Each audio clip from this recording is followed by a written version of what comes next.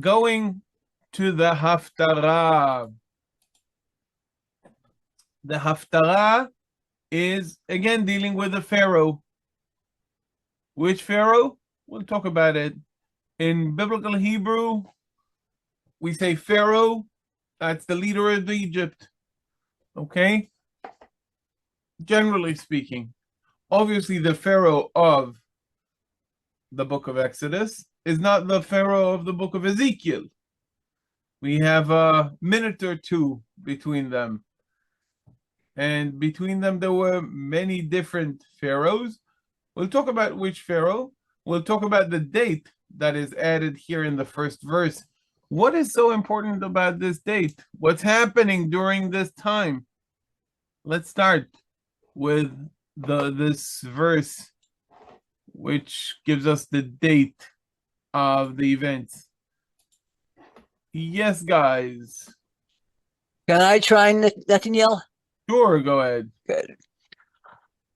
Bashana ha'asirit ba'asiri bishnem asar lechodesh haya babar Adonai Eli lemor.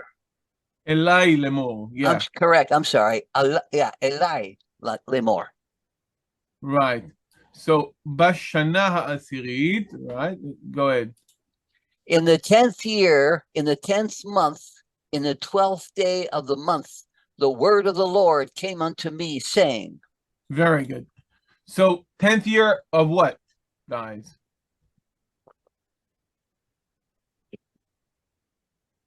The first exiles into captivity. Betsy, very good.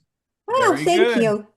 Yeah. So, what is the date that, when did the first, that exile of Yechoniah, when did it happen? Was that about 604? Not 604. 586. 586 is the Babylonian destruction of the temple. That's already the later, when the Babylonians are destroying the kingdom of Judah under Zedekiah. But Betsy said that the first one happens under King Yechoniah. Okay, this exile, the exile of the craftsmen or the exile of the elite, is happening in 597 before the Common Era. So if Ezekiel is counting to that event and he's talking about the 10th year, then what is the year now? 587. It is almost time. Right, 587. Okay, so it happens 10 years after the exile of Yehoiachin or Yechoniah, okay? The year is 587. Ba'asiri, in the 10th month, okay? Tishrei would be the 7th month. Oh, 7th. It's this month. Yeah, it is this month. Very good. It is the month of, as we call it, Tevet. Okay? The month of Tevet. And which day of the month? The 12th day. In regards to date, we go with alphanumerical value. So Yud Bet, Bet Tevet. Okay? Or the 12th to the 10th month of the 10th year. Okay? If we're counting to the first exile of Yechoniah.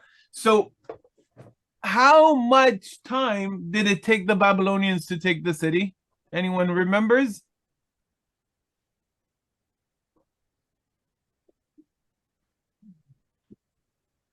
So, the siege against Jerusalem in the First Temple period takes a year and a half. Takes a year and a half, guys. Okay, according to Ezekiel, we know that it took the Babylonians a year and a half of a siege. So this prophecy is in the middle of the siege against Jerusalem. Okay. So in the middle of the siege against Jerusalem, the Babylonians are besieging Jerusalem, and Ezekiel is talking about the Egyptians. Okay. And not just in chapter 29, we start a 7 prophecies sequenced against Egypt. Okay, against mainly Pharaoh himself, but Egypt in general. Okay. And other nations as well. Okay. And that's happening as the Babylonians are besieging Jerusalem. And why it is important to talk about Egypt when the Babylonians are besieging Jerusalem is because the people of Israel are counting on the Egyptians to help them. Okay, and let's see the next verse.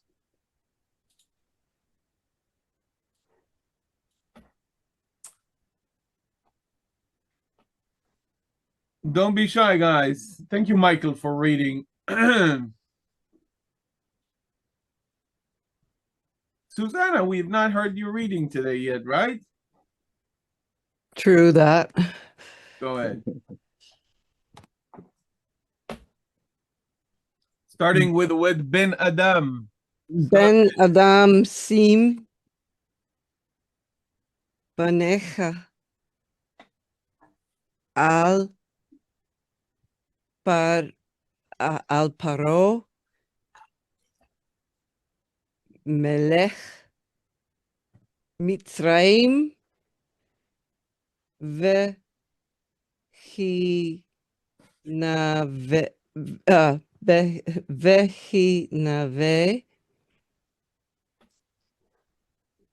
alai alav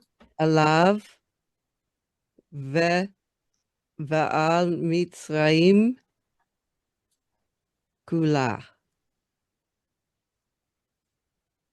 Right. Want me to carry on? No. Son of man, set thy face against Pharaoh, king of Egypt, and prophesy against him and against all Egypt. Very good. Okay. So, which Pharaoh are we meeting here? This is the Pharaoh of the time. Okay. Pharaoh Hophra, according to the biblical Hebrew. In English, he is known as Apries, based on the Greek Apries, Hophra. This is his face and his sphinx as we find them in the Louvre. One day I'm gonna do as I did in London, the biblical tour of the British Museum. You can see that, by the way, on my YouTube channel. I did that to anyone who was in London, and some of the gang actually were able to join. I'm gonna do one day in the Louvre and maybe one day in Washington. In any case, so both these items are in the Louvre, and this Pharaoh, okay, is very interesting because he is the Pharaoh first of all, he's mentioned in the Bible explicitly by his name in the book of Jeremiah. One of an ever-expanding club of biblical figures that are recognized by archaeology as people who existed. Again, it's not a surprise for us, but up to date, there are more than 50 biblical figures that have been corroborated by archaeology. That's a big number considering the difference in time. Okay, so Pharaoh Hophra is one of these more than 50 figures, and he is the pharaoh during that time. You have to understand that this, and we'll talk about that next week as well, this is a time of the people of a transition between Assyrian power and Babylonian power. And the game of the Egyptians is to try and make sure that the Babylonians do not become too strong. That's their political goal. Think of things that happen all around the world every in every period. So the geopolitical forces are trying to maneuver in a way that their enemies would not become too strong. So they oftentimes support other parties. Think about the Cold War, for instance, all of these kind of indirect conflicts between the Soviet bloc and the Western world. Yeah, Korea, Vietnam, places in South America. So what the Egyptians are trying to achieve is to check Babylonian power, initially by joining forces with the Assyrians, trying to support the dwindling power of the Assyrians, and failing. We'll talk about that next week with the grandfather of Hophra, Pharaoh Necho, who kills King Josiah in Megiddo. Okay, so that's the geopolitical world. Now, part of that is when the Babylonians were in the neighborhood for a year and a half, besieging Jerusalem, the Egyptians came to help Judah. Not because they loved Judah so much, because they wanted to check the Babylonians. However, they failed and they went back. They did not help Judah. And that's part of the story of the Haftarat, when Egypt is rebuked as being hollow, not a very good thing to lean upon. Okay, so that's a bit of about the context. But obviously the connection to the book of Exodus is reflected in the next verse, which again, the grammar takes a very interesting place in the next verse, in a kind of a way to interpret one of the unusual words of the next verse. Yes, Frank? I'll read if you want. Let's see if there maybe we can get one of the people who didn't read yet. Yes, please do. To shoulder the burden as well. Rosalind, please. Go ahead. You have to unmute. Go.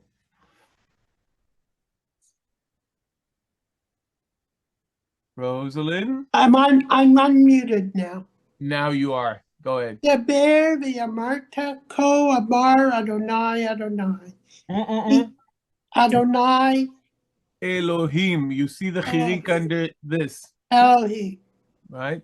Okay. Hinene, Alecha, Paro. Hineni. Just a second. Sorry for Hinene. right, because Okay, for I'm other putting on reasons- my glasses. No. It's not an easy one, because following a short vowel, you would have expected a silent shava. However, because it's the first of two identical letters, nun and nun, that shava has to be a moving shava. Otherwise, it would have been a dagesh in the following consonant. So there is a specific rule that whenever you have two identical consonants and the first one of them has a shava, that would be a moving shava. Okay? So Hinene. Right, hineni. And you know the word hineni from other contexts. You know it from Leonard Cohen and from other places. Alecha Paro, Melech Mitzrayim, Hatanim Hagadol, Harovetz, Betoch Yeorav, Asher Amar Li Yeori Ba'ani Asitini.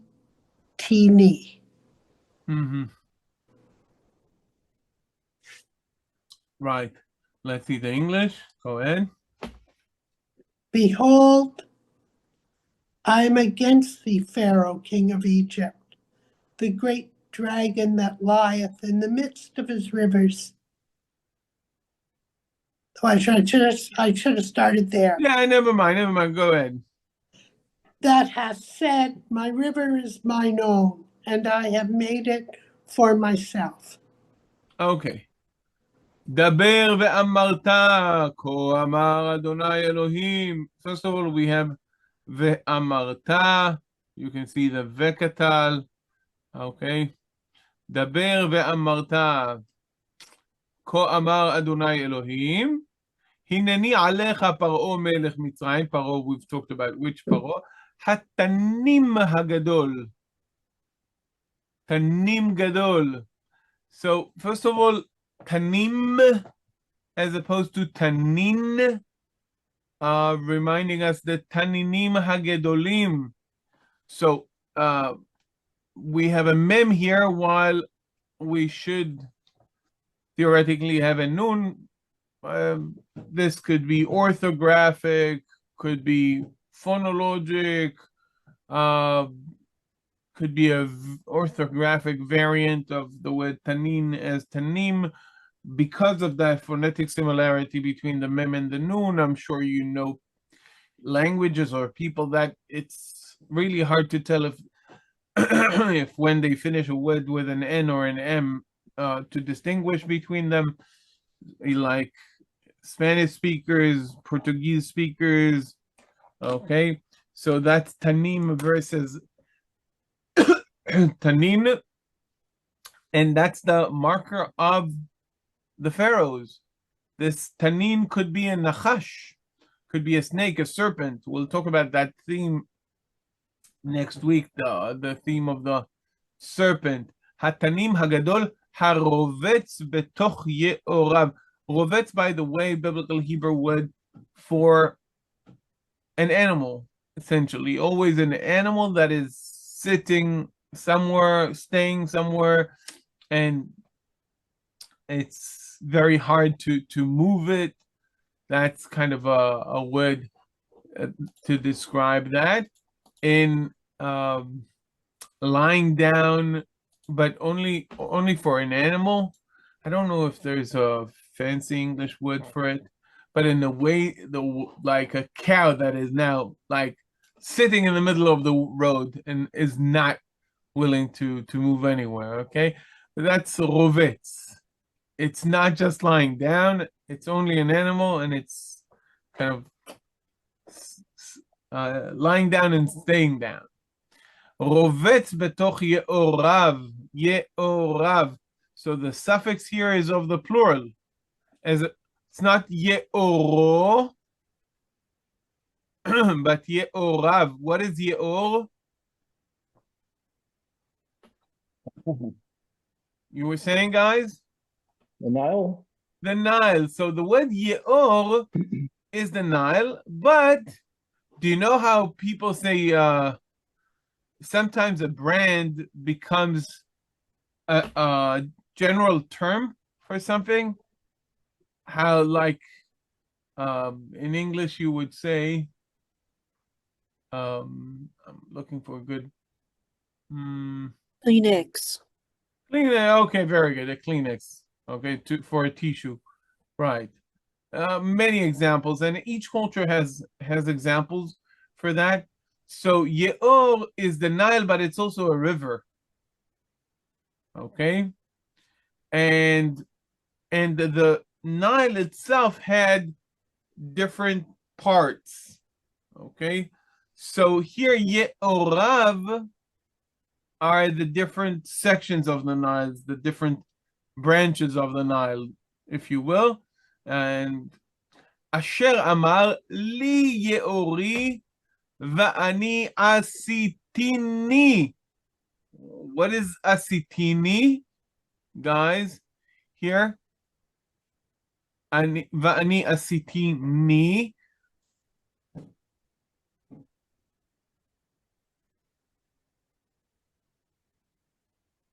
I made it for me. Asi is, Asiti, right? I did. and then it's got the ni at the end, which I can only think would be ani.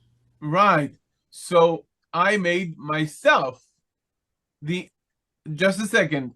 The object at the end of the verb, the pronominal suffix at the end of a verb usually indicates, okay, the direct object of the action. Literally, I've made myself. Okay. And this is how it is viewed by many commentators. They say that Pharaoh regards himself here as not just the creator of the Nile, but as the creator of himself. Think about this kind of Munchausen story where he pulls himself out of the snow. You know that story, guys? No? Do you know the Baron Munchausen? No, guys? Oh, come on. Someone say the thing. Come again? Do you know the Munchausen syndrome? Have you ever heard about Munchausen syndrome? I have Yes, heard of course. Okay, so why is it called Munchausen syndrome? Okay, so Because that's the people who profess that they can help themselves. okay, so the Baron Munchausen, okay, is a story. It's a figure. He was a figure of a very Karl Friedrich Munchausen, whatever, who had stories, is famous for his how shall I put it, not very accurate stories. Okay, so he was telling stories that were completely impossible and unreal, like riding a cannonball, riding to the moon, and so forth. One of his stories, okay, was him being in a stuck in the snow or stuck in a in the marshes, whatever, and he was able to lift himself and his horse by dragging. He took his hand and he pulled his hair, and this is how he pulled himself and his horse out of the snow. Okay, so that's Munchausen. So, and when people want to talk about stories that are not really true, okay, they talk about Munchausen, okay, and the story of him pulling himself out of the snow or out of the whatever that he was stuck by pulling his own hair is a little bit like Pharaoh saying, "I have made myself." Okay, that's why that was the context of what the point that I'm making. If you want to know more about the Baron Munchausen, I'm sending it in the chat, the Wikipedia entry for the historical figure and how it is. Anyway, that is the common view of many commentators talking about that. However, here I have to be the boring biblical Hebrew grammar-oriented teacher and say that we do have cases where the pronominal suffix added at the end of a verb, which usually does mark the object, the direct object, okay?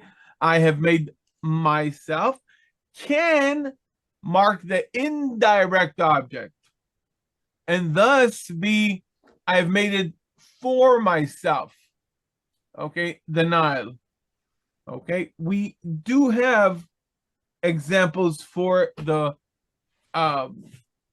suffix, the pronominal suffix marking the benefit or the indirect and not the direct object. So it could be I've made it for myself rather than I've made myself. Okay. So if I have to kind of grammatically say what's the more probable, yes, I've made it for myself. But I should tell you that it was very commonly understood by commentators that this is a divine claim, making the Nile as a divine claim as it is, but making as the maker of himself, showing the inhumility, okay, showing that pharaonic perception of me, myself, and I. Okay. Sounds So like that's narcissism. narcissism, to say the least, right? Another story about another prince, or narcissism. So, and the purpose of what's going to happen in the Haftarah is again similar to the parasha. Let's see what's happening here. Again,